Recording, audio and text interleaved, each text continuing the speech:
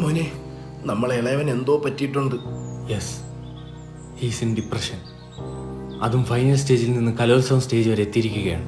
അയ്യോ എന്റെ പൊന്നെ, വെള്ളം അടിക്കല്ലേ, കിട്ടി പോവെന്ന് ഞാൻ പറഞ്ഞതാ അവരോട്. അച്ഛാവ ആത്മഹത്യക്ക് ശ്രമിക്കുമെന്ന്. You mean seaside? Beach side suicide.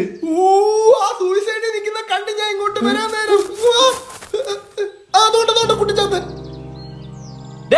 മതലിനോട്ടെ വിളിക്കിരിക്കുന്നാടാ. ഒന്നത് കുഞ്ഞിന്റെ സമ്മതല തെറ്റിയിരിക്കുക. മോനെ തിരിഞ്ഞിടാ.